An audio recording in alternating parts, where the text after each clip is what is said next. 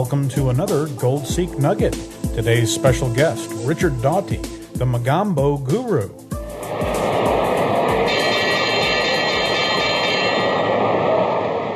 Well, my next guest, Richard Daughty, Mogambo guru, has a reputation for taking the masters of the economic universe to task. Richard is general partner and COO of Smith Consultant Group, publisher of the Mogambo Guru economic newsletter, and, well, just wears a hat with funny stars and moons on it. He knows everything. Welcome back, Richard. Well, thank you very much. How's the weather in that part of Florida today, Richard? No frozen oranges, I hope. No, not in my yard anywhere, but I hear others are looking for them. I'd like to start off with the state of the economy. While the Fed economists insist the nation is emerging from the deepest recession in decades, there's still a few signs of trouble. 10% unemployment, record foreclosures, and a mountain of adjustable rate mortgages slated to reset in the next couple of months. Are they just going to pull their giant checkbook out here and solve all our problems? Amazingly, yes, it's exactly what they're going to try to do. You're really good at this thing, Chris. I didn't know you knew this stuff already. I've been reading the Guru Report. It'll work like a charm. I gave you the answer in advance, didn't I? Yeah, I don't know. You're just a genius ahead of your time. Oh, right. Your check will be arriving soon. So what do you think? Are we going to stay stuck in this nonsense where the government says everything's fine and the typical family out there is looking around saying, where's my recovery? Where's my bailout? Oh, yeah, I'm absolutely convinced this will follow the same path as all of the other government setting themselves into bankruptcy. Things have always worked out. It's going to get worse and worse and worse, and then there's going to be a war, and it's going to be devastation everywhere, and we'll be buying bonds and calling on our patriotism to put aside all our personal problems. There's just no way. If there was a way out of this, someone would have thought of it long ago in the last 4,000 years of one government after another spending itself into unpayable, bankrupting debt. The country's founding fathers, they just had a big problem with their currency. You'll remember it not worth a continental. Just after that point, they got together and said, you know what, never again. We don't want to see another currency go belly up because when it does, everybody loses their shirt. So they decided gold and silver. That's the only thing you can base some money on. We did for a long time, for about 150 years. And as George Santayana, who said, those who do not study history are doomed to repeat it, well, as the Mogambo says, we're all doomed. That's right. I mean, it's actually embarrassing. We live in one of the biggest, richest countries that ever existed. We pride ourselves on our education system and how smart we are. Fiat currency thing has bankrupted us, just like it always has. That's why, like you said, the founding fathers put it in the Constitution. They were the men of the Enlightenment.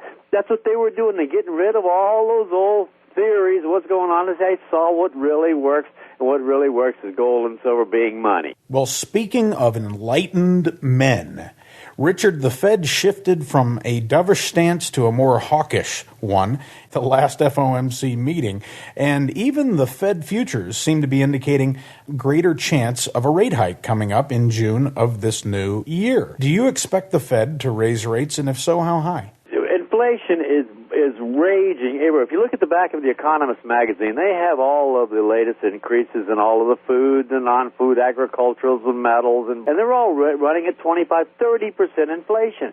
Inflation is roaring everywhere, so they have to raise rates from zero sooner or later. Yes, they will raise rates, but it'll just be a window dressing thing. They will raise rates, but they'll always be less than the rate of inflation. They cannot stop this. Well, that's the problem with this system. Once you start doing this fiat money thing with the deficit spending and the borrowing to cover the deficits and always increasing the money supply, you can never stop. And, you know, when we do see those rates start to climb, well, that's obviously going to redirect global funds back towards the greenback, and that could help this reserve or former reserve currency to continue a bit higher. Do you expect this trend to cap the commodities prices for a while? Commodity prices, they're a different animal than other kind of assets because you can eat them and survive. And so the buying power of your currency unit is what causes prices to change, not federal funds rate. And so if the buying power of the dollar goes down to zero, yes, a hamburger will cost $1 trillion. And so, yeah, they're going to keep on increasing it. You take a look what's going on in the money supply. It's actually unbelievable what they're doing with the money supply. And so, yes, prices will rise like crazy, and that's what causes an inflationary bust. And that's exactly what happens every time a government has ever done this. Well, how are they going to put $1 trillion on those McDonald's signs when I walk into the restaurant?